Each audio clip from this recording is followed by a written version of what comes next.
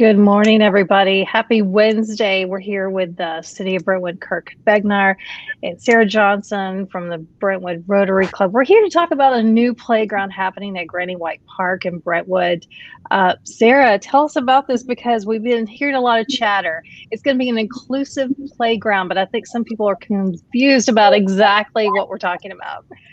Absolutely. Thank you, first of all, Donna, for your interest and for also having us on your broadcast. An inclusive playground is a playground where all kids can play, no matter their abilities. So the example I typically give is I'm going to use my nephew as an example. My nephew does not have the same challenges some of the other children do that can play on this playground. And what he loves to do is go and play. So an inclusive playground, and we go to the one in Murfreesboro on occasion, and that particular one at Miracle Field, he loves going to that playground because it is different, and he gets different experiences and different ways to interact with kids. And a trip a few years ago down there, he met a kid named Alex, and Alex had Down syndrome. And it didn't matter to Fisher. He didn't care. All he cares about is that he got to play. So he and Alex struck up a friendship, and they were playing. They were helping each other on a zip line. They were helping on the merry-go-round. They were racing. They were going up the ramps. They were playing together. Now, keep in mind, he met Alex that day. So at the end of the day, when it was time to go, he came back to Alex's mom and I, who had just met, and he said, Gigi, can Alex come to your house and spend the night? And then we can come back here and play again tomorrow. So for me, that exemplifies what an inclusion playground is. It is a playground where all kids can play together. There's specialized equipment in that. Think about a traditional swing, if it would, for instance. So if you have a child that's in a wheelchair, there is a swing that kind of looks like a boat that can roll the wheelchair right into it. Mom and dad can be on this and turn the wheel so that they're swinging back and forth. And then their siblings or their friends can also take part in that. So an inclusive playground is a playground where everyone can play, no matter what their abilities are. Yeah, I love that description. So from what I understand, you're saying the closest one right now is in Murfreesboro. We don't have one in Williamson County. Is that correct? That is correct. Yes, ma'am. The ones around, there's one being built in Smyrna. It's not complete yet. Murfreesboro is the closest to Williamson County. There's another one up in Hendersonville and Clarksville and some other surrounding cities, but this would be the first one in Brentwood. Wow. Kirk, tell me what that means for the city of Brentwood to be a part of this project and to have an inclusion playground right here in Brentwood. Yeah, this is really, it's long overdue, to be quite honest with you, and probably something we're a little bit tardy on moving forward with. We've got great playgrounds in all of our parks, Granny White being one, and obviously the community playground in Crockett Park. And some of those playgrounds have pieces that are, ADA compliant and designed for those with disabilities, but none of our playgrounds, are in any way fully accessible by people of all disabilities. So it's an opportunity for us really to step up and meet some of our surrounding cities and match what they've been doing. Sorry about that.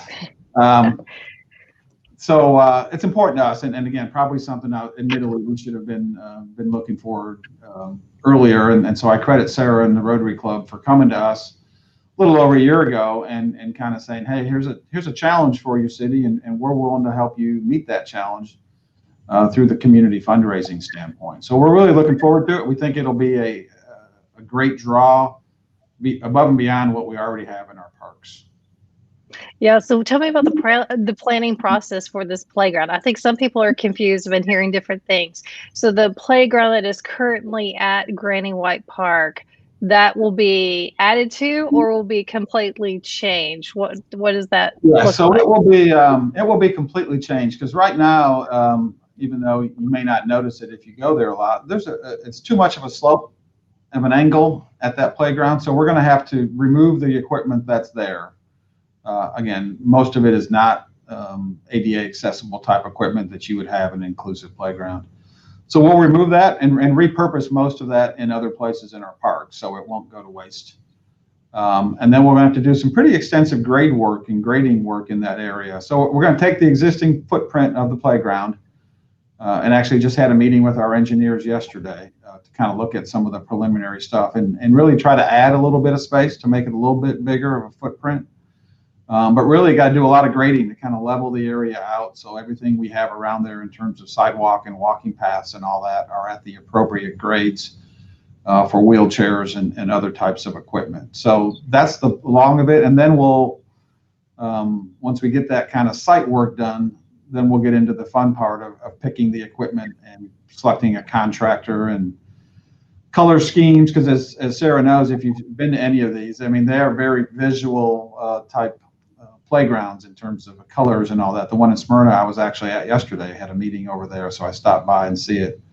And they're very close to opening here in the next few weeks. It's amazing. So we just hope that we can kind of match what's there. But yeah, it will be a complete redo of the playground, a little bit of an expansion, but truly a redo down to tearing out what's there completely and regrading the area to level it out a little better. Sarah, so we need the community's help in fundraising for this project. Tell me about that and what you guys are doing right now. Absolutely. So our wonderful city commissioners did approve a sponsorship plan at Monday night's commission meeting, and we're very grateful. It was unanimous support. And what it looks like is we as a fundraising group, we have engagement teams. Those have been formed over the last year. One is grant writing, one is fundraising, finance, social media, and marketing. And each one of these teams have different members of the community, not just Rotarians. We have community leaders, we have business people, we have some nonprofits, everybody coming together to help raise money to make this a reality. The initial numbers, because as Kirk said, the equipment hasn't been picked out. They're still in the implementation stages. And we're kind of targeting about $1 million for this project. As Kirk spoke about in regards to the grading and the site work and all of that, you know, this type of playground has to have a specialized surface so that if children in wheelchairs or with crutches, they fall, there's less impact. So that's where this type of surface becomes a main component that we have to work with. So what we've done is we've done different sponsorship opportunities. And we say inclusion playground is everybody's playground. So no donation is too small, no donation is too large. We do have naming capabilities so that if someone wanted to name the park, that's a $350,000 donation. We also have things such as you can name a piece of equipment or the ground surface or a bench or whatever it is. We're going to have donor walls, social media recognition, and different ways to say thank you to the community and those that help contribute funds to make this playground a reality. Ideally, we'd love to raise enough money so that we can start on another one down the road. So it's definitely a situation. And I wanted to add one other thing to what we were talking about with the playground. And when we talked about why an inclusion playground, as Kirk said, there are ADA accessible equipment in our playgrounds as it is now.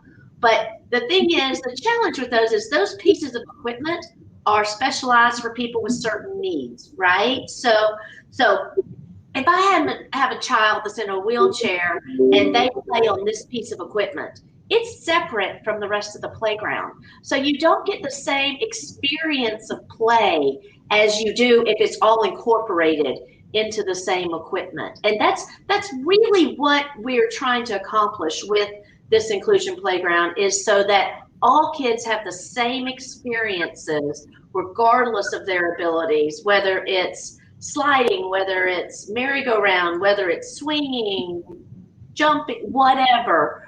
That's kind of the whole point of why it needs to be inclusive. And when we go to the fundraising aspect, we're also looking at that as inclusion. Everyone is welcome. If they would like to take part in the effort, we welcome everyone. So that's kind of the whole round theme of it. Yeah. Where are we on this project? I think you mentioned you wanted to start with the grading. Is that happening soon, Kurt? Yeah, so we have, again, the city's process kind of running parallel to Sarah and her group's process. Hopefully they all come together at the right point. Yeah. And a plan to move forward. But so we have an engineer on board, civil engineering firm that has experience in park playgrounds, is the designer of one that's being planned in Goodlettsville and also in Dixon.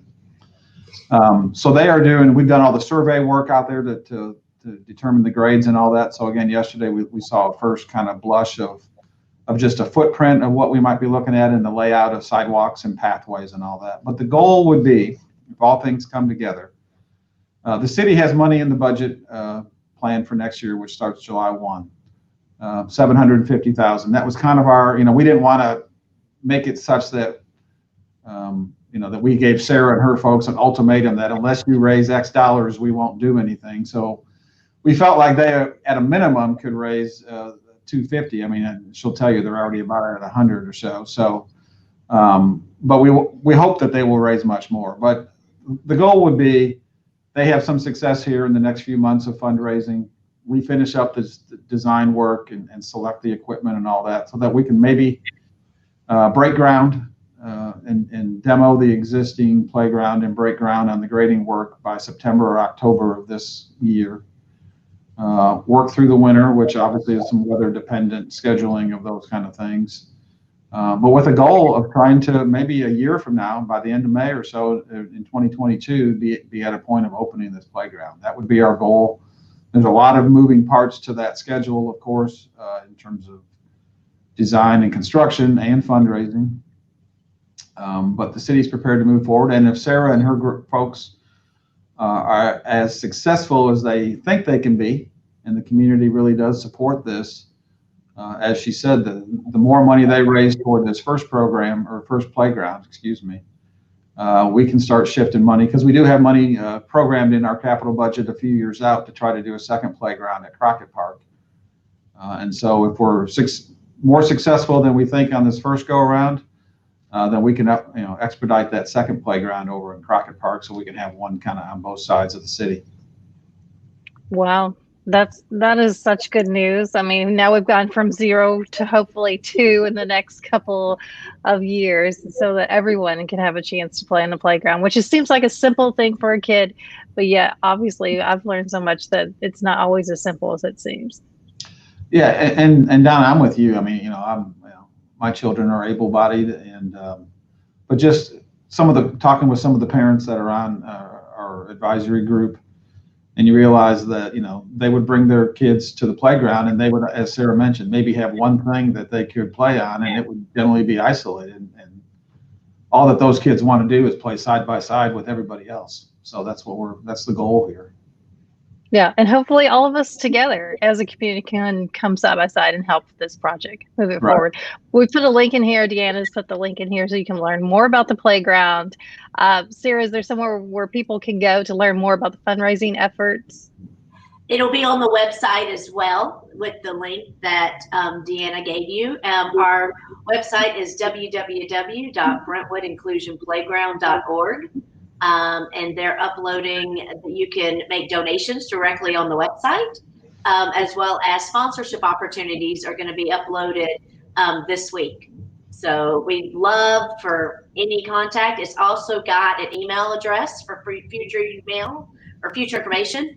You can email us at playground@brentwoodrotary.org, and we'll be able to connect you and do whatever, answer any questions you may have.